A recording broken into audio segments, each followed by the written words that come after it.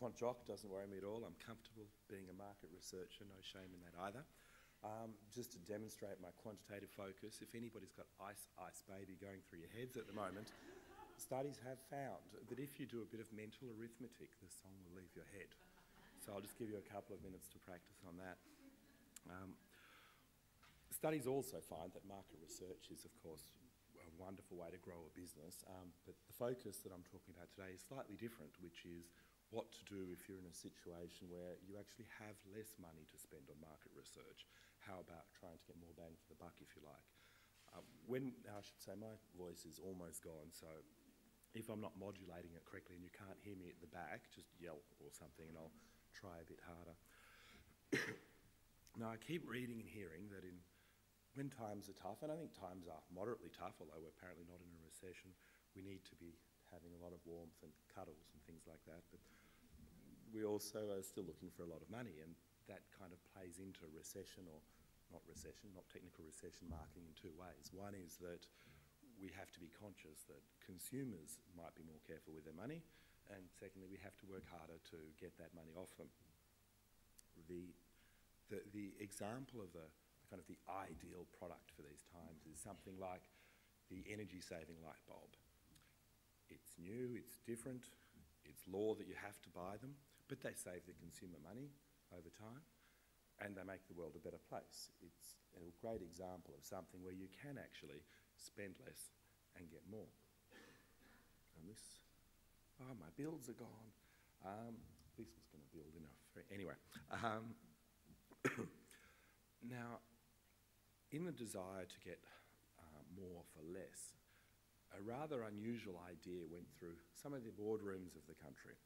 And it went like this. We have essential suppliers and we have non-essential suppliers. Essential suppliers give you things like power. Non-essential suppliers give you things like market research. One way you can save a lot of money, according to the boards, was go to all your non-essential suppliers and say, you have 20% less money for this project.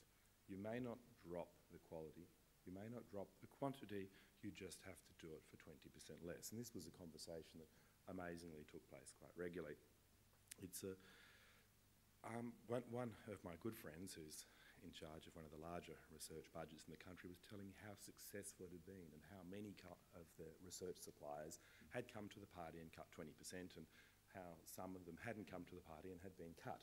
So it was a kind of a brutal set of conversations that took place. The problem with it is it's entirely the wrong way to look at research, and it's entirely the wrong way to try and save money.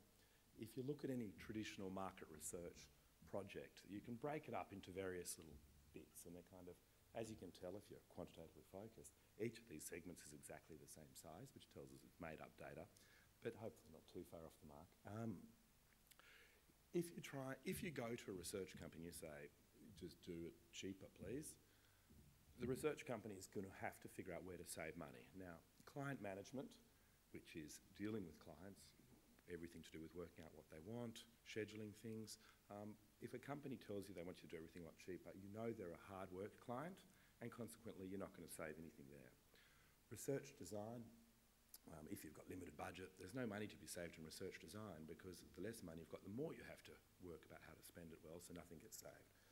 Project management, no real opportunity to save money in project management, because project management is about checking everything gets done on time. If you've got less money, you still have to check. Interviewing and field work. Historically, a great way to save money on a research project. These days, not so great, because particularly with online studies, typically 10 to 20% of the project cost will actually be field work. So if you say to a research company, you need to save money, and they're going to come back often and say, cut the field work, there's actually not really much money to be cut there. Data analysis, charting and reporting, no real opportunity to save money. The only place you can easily save money as a research company is in thinking about what the research actually means. That's the one bit of the whole process where the client has no transparency about the process, and you actually can easily do.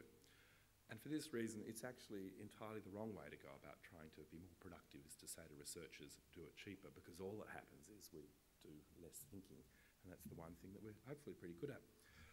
And the risk that we run when we try and cut budgets is we turn the lovely flower into the plastic flower. It looks like what we're trying to achieve, but is something which creates little love.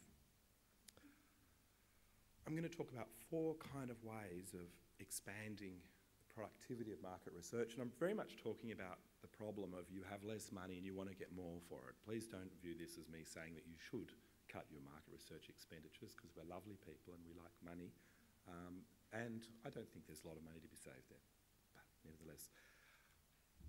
Last year, I had a great assignment of reviewing 40 different tracking studies from a telecommunications company.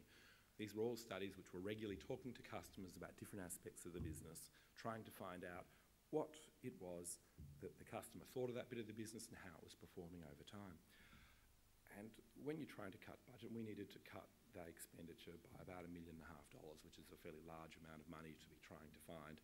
You say to yourself, well, all these studies, all we've got to do is get the users of the research to tell us what decisions they've helped them with. You know, and the studies which are making a lot of good decision making are the studies that we need to keep.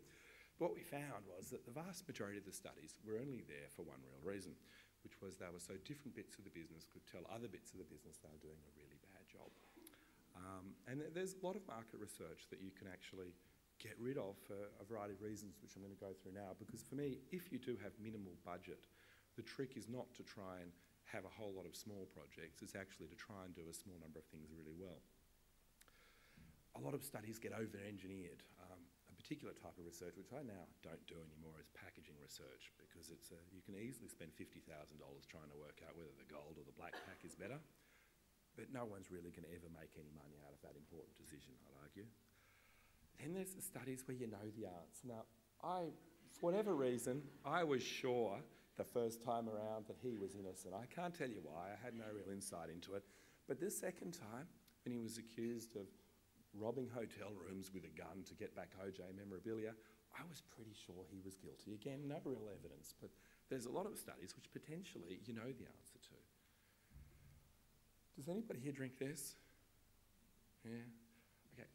15 years ago was the first time I got asked the question of what is it with South Australia and iced coffee? Now, whatever it is, it's been going for a long time. And I did get asked the question again about 2 weeks ago.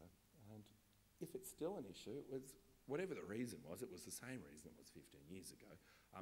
By all means, pay us to do it again. But if we didn't get it right 15 years ago, markets don't tend to change very rapidly. And this is one of the points that Peter was talking about before. When you conclude that most brands don't change share, the reason they don't change share is the needs that they're tapping into aren't changing. And if the needs they're not tapping into aren't changing, you don't need to focus too much on monitoring those changes. The silver bullet study, these are studies when a company's got no idea what to do and they think the market researchers will help. And I'm a quant jock, my speciality is doing unnecessarily complicated projects.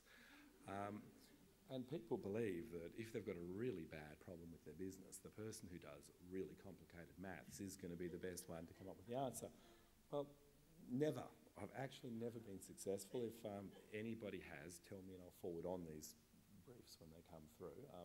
If you don't know what your problem as a business is, researchers generally struggle to help you, because while you can be very grandiose about market research, at the end of the day, its job is measurement. And a company that's in enormous trouble and doesn't know what to do, doesn't even know what to measure. And so the market researcher tends to not add as much value as we'd like. And the last one, just to really depress some people, studies with a goal of finding insight tend not to work. When research is done well, we find insight.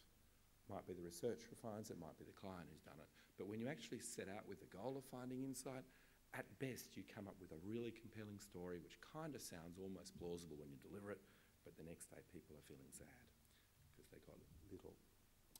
So if you've got a small amount of money, I'd suggest there's a very basic test of whether you're ready to even do research productively. You need to be able to list the exact decisions you want to make, or you need to list the behaviours you want to change. So if your idea for research is we want to understand what it is about South Australia and iced coffee, please explain. Happy to do the research, but nothing will be learned. I suggest if instead you've got a specific product that you're looking to launch, that's something that can be researched. Or if you can identify the behaviour that you want changed, that is you want truck drivers to stop drinking iced coffee and move on to Coca-Cola, again, that's tangible enough to be tangible enough to be addressed.